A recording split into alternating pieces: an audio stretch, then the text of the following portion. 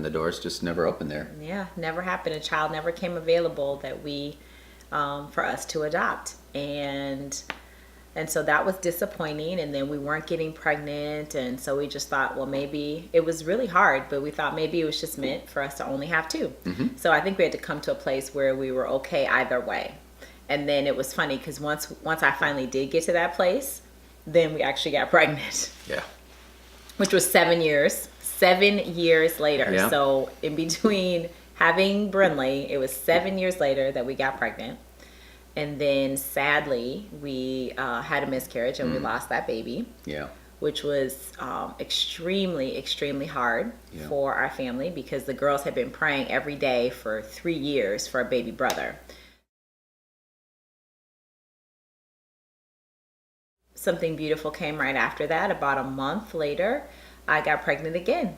And then we got Hezekiah. Mr. Hezekiah. Hezekiah James.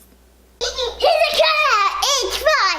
I am smart, creative, and I'm really good at building stuff.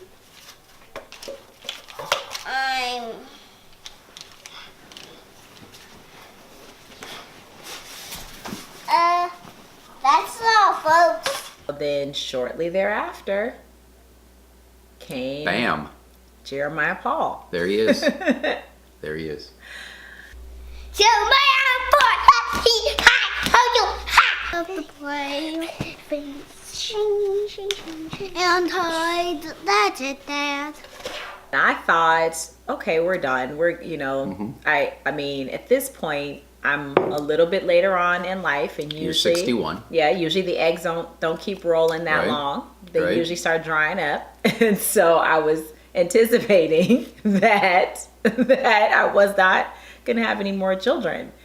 But then we moved, and shortly after. By the way, we never moved- move. That will always help Yeah. the ovulation to get stronger. That's Because I right. think every time we've moved, no, not every time. Every other time we've moved, we've Yeah. had a child. Right. So Don't recommend then I find out I'm pregnant with Hezekiah. I'm not Hezekiah, I'm sorry. I find out I'm pregnant with Nathaniel.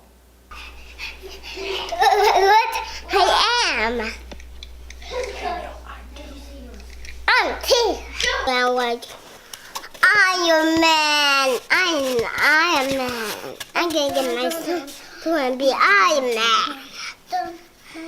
And we went for the 20-week ultrasound. Again, we're planning on having this baby at home. And then there was something that was identified in that they were not 100% sure, but they thought it was probably pretty serious. So they sent us up to St. Louis, right? Yeah, and we had a what is called echocardiogram and a more intense high-level ultrasound, and they found that he had some pretty severe issues with his heart. He had a congenital heart defect, and they didn't really know all the details because obviously he's still in utero, but they were able to identify some pretty serious issues right away.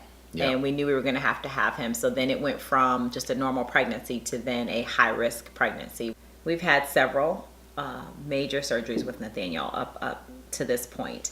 And so it's really, truly a miracle that he runs around and does all of the stuff that he does at this point, because he's been through quite a bit for such a little buddy. Yep. And so it has not been an easy journey for our family, but we've all sort of, just bonded together and we've just taken one step at a time, because we really haven't known what could or couldn't or may not happen concerning his health. Yeah. So not out of the woods with him yet, but he's got another major heart surgery coming up here probably this year.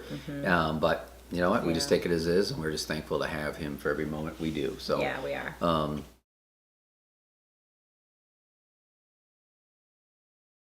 So what would you say is probably our parenting style, or the thing we focus on with our parenting with the kids? What are you doing? What are you doing? What are you doing? Consistency is important. Lots of hugs and kisses and touches all the time. Yeah, and lots of laughs. We try to laugh a lot at our house.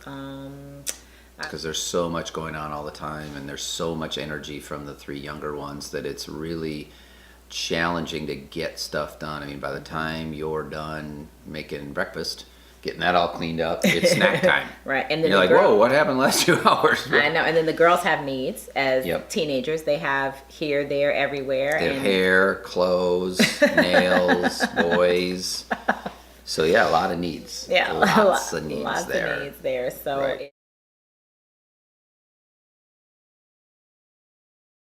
Routine that we have is 4 nights a week at least. We all sit down as a family. Not only is that important to us, but we just know that the kids love that. It's like one of the basis we have. It's one of my favorite things. Maya, what are you thankful for? I'm thankful for Daddy and Mama.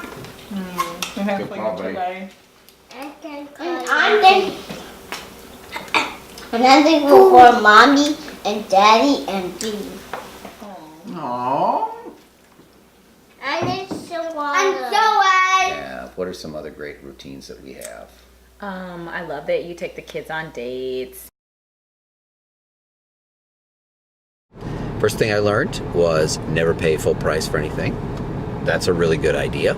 Secondly, I learned that if something's $2, just buy it, irregardless of what it is or what it does or if you need it or not. $2 or less, you just buy. And on Sundays, we take the kids to the dollar store. The dollar store. And everybody gets to pick out one item that Yep. they love, and they can pick out whatever they want.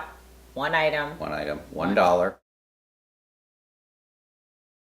For me, anything where I'm spending just good quality time with the kids and with the kiddos is really special to me. So I love reading to them. When we cuddle and snuggle on the couch and we read some of our stories, for whether it be for learning or whatever, just fun. I do enjoy that time where I get to just connect with them, and us connecting as a family whenever we do fun stuff together. So. Yeah.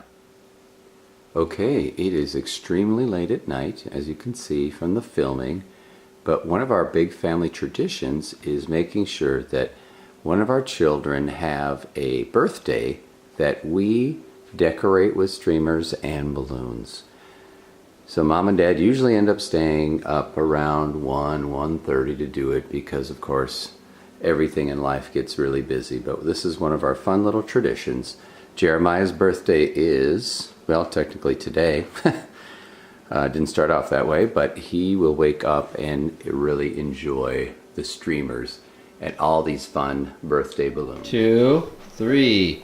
Happy birthday to you. Happy birthday to you. Happy birthday, Jeremiah.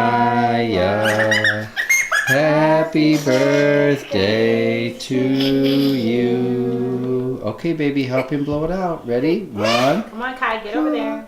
Yep. Jerry, on 3. Ready? 1, 2, 3.